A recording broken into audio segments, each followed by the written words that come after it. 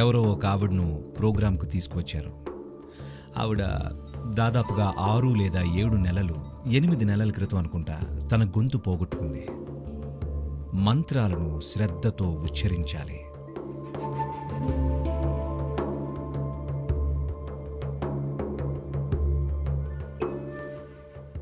గాయత్రి ఒక శక్తివంతమైన ప్రక్రియ. స్వాభావికంగా చాలా భిన్నమైనది. అది పూర్తిగా ఒకరి అంతర్ముఖ పురోగమనం లేదా ఆధ్యాత్మిక ఎదుగుదలకు ఉద్దేశించినది కాదు. దానిలో ఎన్నో అంశాలున్నాయి, చాలా అంశాలున్నాయి. So this was generally taught to every householder, so that సామాన్యంగా ఇది ప్రతి గృహస్థుకు నేర్పించేవారు. ఇది అంతగా ఏకాగ్రత లేని వారికి ఒక సహకారం, శ్రేయస్సుకు, ఆరోగ్యానికి, విజయానికి, ఇంకా జీవితానికి సంబంధించిన ఎన్నో అంశాలకు. కాబట్టి గాయత్రి అనేది చిత్తశుద్ధి కలిగిన ఆధ్యాత్మిక సాధకుడి కోసం రూపొందించినది కాదు. అది గృహస్థులకు ఉపకరిస్తుంది. వాళ్ళకి జీవితంలో ఆధ్యాత్మిక ప్రక్రియ కూడా ఒక అంశం. అది ఒక అవకాశమే, కాకపోతే దీక్షను సరైన పద్ధతిలో ఇవ్వాలి.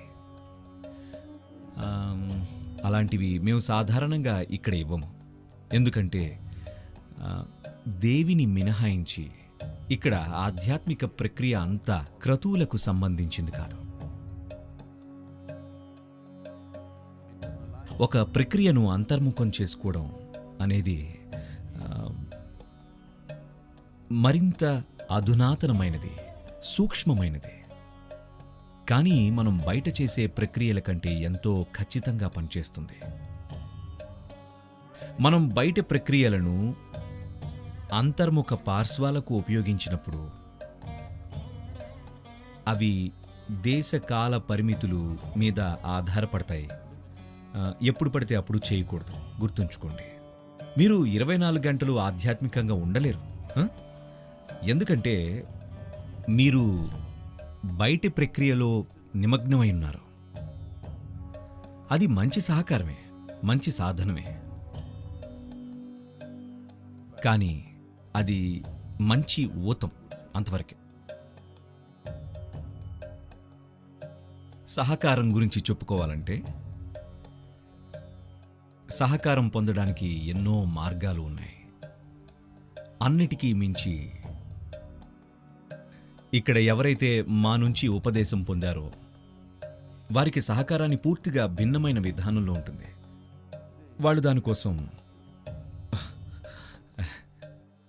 వాళ్ళు దానికోసం అడగాలి, అంతే, కేవలం అడగాలి. వాళ్ళు ఎక్కడున్నా సరే సహకారం దొరుకుతుంది. సహకార వ్యవస్థ అంటే టీచర్లు, వాలంటీర్లు ఉండడం కాదు. శక్తిపరమైన సహకారం ఎక్కడ ఉన్నా సరే ఉంటుంది. మాకు ఇలాంటి సహకారాన్ని ప్రతి మానవుడికి అందించగల సామర్థ్యం ఉంది. కాబట్టి మేము ఇలాంటి ప్రక్రియలను ఏర్పాటు చేయలేదు. ఇది దేశంలో ఎంతో కాలంగా జరుగుతున్న వాటిలో ప్రముఖమైనది. ఎంతో కాలంగా అంటే ముఖ్యంగా గత 1000 సంవత్సరాలుగా బహుశా ఆదిశంకరులు దీన్ని బాగా ప్రచారం చేశారు. ఎందుకంటే ఆయన ఉన్నప్పుడు సామాన్య జనాభాలో దిగజారుడుతనం ఉండేది. అందుకని పెద్ద సమూహాలలో నేర్పించగలిగింది ఏదైనా చేయాలనుకున్నారు. ఈ రోజున మేము ఈశాక్రియ ఆ విధంగానే అందరికీ అందిస్తున్నాం. గాయత్రి ఒక ప్రత్యేకమైన ప్రక్రియ. ఇందులో ఎన్నో అంశాలున్నాయి. ఇంకా దాని లక్షణాలను మనం పరిగణలోకి తీసుకుంటే ఈ రోజున అది ఉపయోగపడదు అని అనడం లేదు, అది ఎప్పటికీ ఉపయోగపడేదే. కానీ సమాజపరంగా ఈ రోజున మనం మన దైనందిన జీవితంలోకి అది అంతగా ఇమడడం లేదు. ఎందుకంటే అది చేయడానికి కొన్ని వస్తువులు అవసరం. ఈనాటి ప్రపంచంలో ఈ రోజున ఆ, మన మన గ్రహం మీద చాలామంది జనాభా ఒకే ప్రదేశంలో నివసించే వాళ్ళు కాదు. మీరు కొంచెం వెనక్కి తిరిగి చూస్తే 500 సంవత్సరాల క్రితం చాలామంది తమ జీవితంలో చాలా వరకు ప్రతిరోజు ఒకే చోట నిద్రలేచి అదే చోట నిద్రపోయేవారు. ఒక్కరోజు కూడా బయటకు వెళ్ళేవాళ్ళు కాదు. జీవన విధానం అలాగే ఉండేది. That's how life used to be. ఈ రోజుల్లో నాకు తెలిసి చాలా కొద్ది మంది మాత్రమే ఇలా ఉంటున్నారు. నాలాంటి వాళ్ళు. నేను ఒకే చోట 2 రోజులు పడుకోగలిగితే అది అదృష్టంగా భావిస్తాను. అందుకని ఆ కాలం చెల్లింది. అందువల్లే కొన్ని ప్రక్రియలు, కొన్ని పనులు, చేసే పద్ధతులు అవి ఇప్పుడు సందర్భోచితంగా అనిపించడం లేదు. నేను ఆ ప్రక్రియ ఇప్పుడు సందర్భోచితమైనది కాదు అని అనడం లేదు. కానీ సమాజంలో ఎన్నో మార్పులు వచ్చాయి, పరిస్థితులు మారిపోయాయి. వాటి వల్ల అలాంటి సాధనలు ఇప్పుడు చేయడానికి అంతగా సాధ్యపడదు. అవి అంతర్ముఖం అయితే మంచిది. అంతర్ముఖ ప్రక్రియలను ఎక్కడైనా చేయవచ్చు. మనం ఎలాంటి వాతావరణంలో ఉన్నాము, ఎలాంటి మనుషులతో ఉన్నాము అన్న పట్టింపు ఉండదు. అందువల్ల ఈ యోగా 100% అంతర్ముఖమైనది.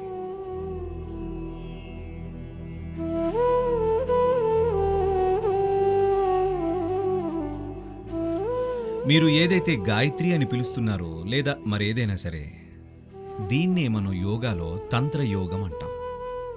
నేను తంత్రం అనగానే ఈ రోజుల్లో తంత్రం అంటే చాలా పెడర్థాలు తీస్తున్నారు. ముఖ్యంగా పాశ్చాత్య దేశాల్లో ప్రజలు ఏమనుకుంటుంటారంటే, మీరు తంత్రం అంటే వాళ్ళు అది విచ్చలవిడి శృంగారం అని అనుకుంటున్నారు. లేదు లేదు, తంత్రం అంటే టెక్నాలజీ. ఎన్నో రకాల తంత్రాలు ఉన్నాయి. మీరు బయటి పదార్థాలు ఉపయోగించే టెక్నాలజీని వాడుతున్నప్పుడు దాన్ని తంత్రం అంటాం. బయటి పదార్థాలు అవసరం లేని సాంకేతికతను ఉపయోగిస్తే అది పూర్తిగా అంతర్ముఖమైనదైతే దానిని మనం యోగా అంటాం. మనము తంత్రపరమైన ప్రక్రియలను సృష్టించాలంటే ప్రస్తుతం దేవి ఆలయంలో హారతి జరుగుతుంది. అది ఒక విధమైన తంత్రమే.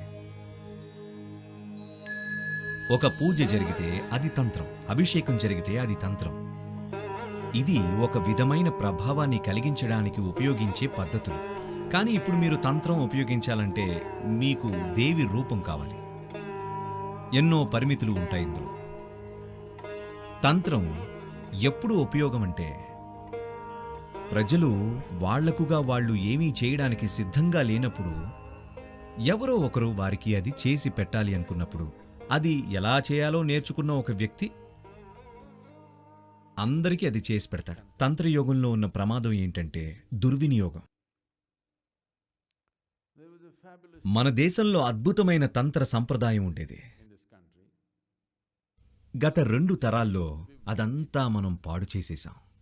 ఎందుకంటే దీనిలో ఏ స్థాయిలో దుర్వినియోగం చేయడం మొదలుపెట్టారంటే చాలా అసహ్యకరంగా మారింది. అది లేకపోతేనే మంచిదనుకున్నాం. గత 2 తరాల్లో మనం ఈ విధమైన సాంప్రదాయాన్ని దిగజార్చేశాం. ఎందుకంటే దీనిని చాలా దుర్వినియోగం చేసేశారు. అంతర్ముఖ ప్రక్రియలైతే వీటిలో ఉన్న సంరక్షణ ఏంటంటే ఎవ్వరూ దీన్ని పాడు చేయలేరు. దీనికి కావాల్సింది మీరే. ఎవరైనా మిమ్మల్ని ప్రభావితం చేయగలరు, మీకు దీక్షను ఇవ్వగలరు, ఒక శక్తివంతమైన ప్రక్రియలోకి మిమ్మల్ని ప్రేరేపించగలరు. అంతవరకే. దుర్వినియోగం చేసేందుకు అవకాశం లేదు. అదే సమయంలో తంత్రాన్ని పూర్తిగా వదిలేసుకోవాల్సిన పని లేదు. ఇది స్నానం చేయించిన నీళ్లతో పాటు పిల్లాన్ని పారబోయడం లాంటిది.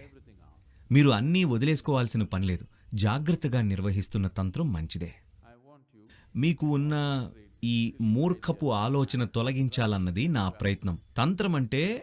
తంత్రం అంటే సెక్స్ కాదండి. అది బయట ప్రక్రియలను ఉపయోగించి మీకు కావాల్సినవి జరిగేలా చేసుకోవడం గురించినది. ఏవైనా సరే ఎందుకంటే యోగులు, తాంత్రికులు, సైంటిస్టులు లాంటి వాళ్ళు అన్నీ మనకు పనిచేసే విధంగా ఎలా చేయాలి అని ప్రయత్నం చేస్తూ ఉంటారు. వాళ్ళు చరిత్రలోని ఆ సమయంలో అప్పటి సమాజ పరిస్థితులలో ఇమ్మడకపోవచ్చు. అందువల్ల వీటికి ఇటువంటి పేరు వచ్చి ఉంటుంది. లేదంటే దానికి సెక్స్కు ఎటువంటి సంబంధం లేదు నిజంగా. అది మీ శ్రేయస్సు కోసం బయట ప్రక్రియలను ఉపయోగించడం మీకు మాత్రమే కాదు, పెద్ద సమూహాలలో ప్రజలకు కూడా ఎంతో ఉపయోగం. గాయత్రి కూడా ఈ పార్శ్వానికి సంబంధించినదే.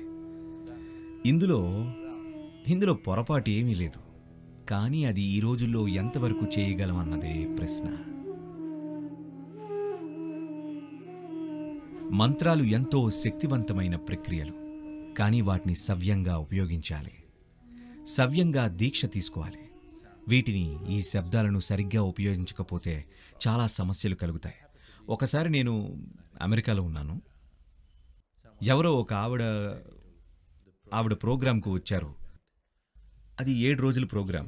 ఆవిడ దాదాపుగా 6 లేదా 7 నెలలు, 8 నెలల క్రితం అనుకుంటా తన గొంతు పోగొట్టుకుంది. ఎంతోమంది డాక్టర్లను, స్పెషలిస్టులను కలిసింది. గొంతు పోయింది. ఒక్క మాట కూడా మాట్లాడలేదు. మాట్లాడాలని ప్రయత్నం చేసినప్పుడు కేవలం గాలి మాత్రమే వస్తుంది. డాక్టర్లకు స్వరపేటికలో ఎలాంటి తేడా కనబడడం లేదు. అన్నీ కరెక్ట్గానే ఉన్నాయి, అన్నీ సవ్యంగానే ఉన్నాయి. కానీ ఆవిడ మాట్లాడలేకపోతుంది. సహజంగా అన్నీ బాగానే ఉన్నప్పుడు ఇదై ఉండొచ్చు, అదై ఉండొచ్చు, బహుశా కార్టిజోన్ సమస్య అయి ఉండొచ్చు. ఒకళ్ళు ఎవరో సర్జరీ చేయించుకోమన్నారు. ఏమీ లేదు, కోసి తెరిచి చూడాలి అన్నారు. ఆవిడను నా దగ్గరికి తీసుకొచ్చారు. నేను తనను చూసి, మీరు ఏదైనా సాధన చేశారా అని అడిగాను. ఏదైనా ఆధ్యాత్మిక ప్రక్రియ కానీ, మంత్రపఠనం కానీ చేశారా అని అన్నాను. లేదు. సరే, మీరు ప్రోగ్రాంలో ఉండండి, చూద్దాం అన్నాను.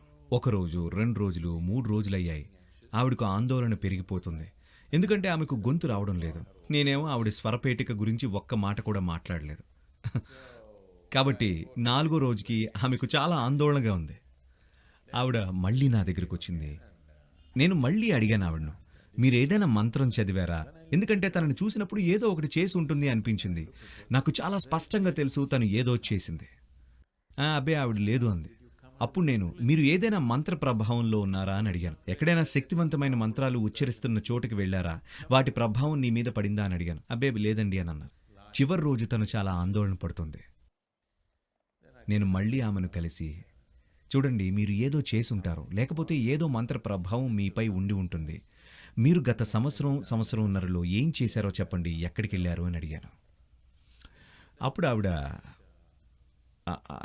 ఆవిడ రాసి చూపిస్తుంది. తను మాట్లాడలేదు కాబట్టి. ఆమె గాయత్రి పఠనం చేశాను అని రాసింది. ఓ, మీరు గాయత్రి పఠనం ఎక్కడ నేర్చుకున్నారు అని అడిగాను. నేను ఇండియాలో వెళ్ళి ఒక సీడీ తెచ్చాను. నేను ఆఫీస్కి వెళ్ళేటప్పుడు అట్లాంటాలో ట్రాఫిక్ ఎలా ఉంటుందంటే, ఆమెకు ఆఫీస్కి చేరడానికి 2.5 గంటలు పడుతుంది.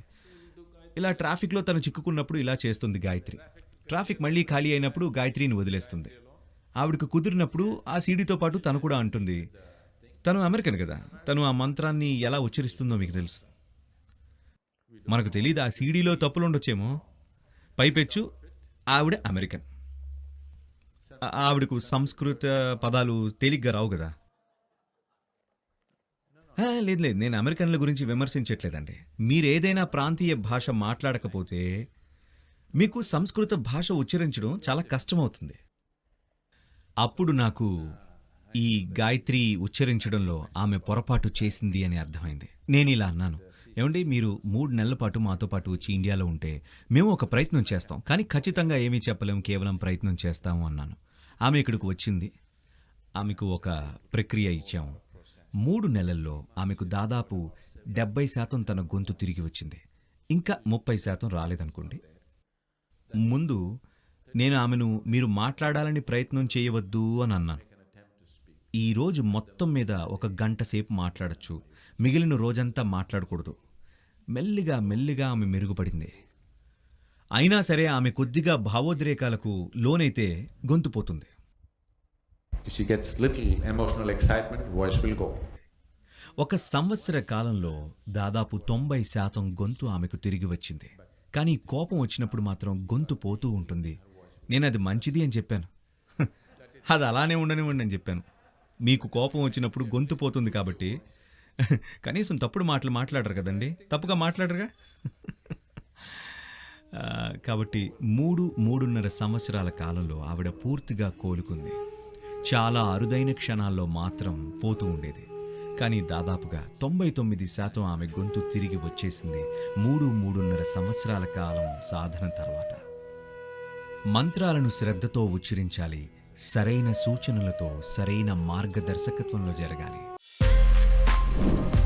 For more videos like this, subscribe Big TV channel.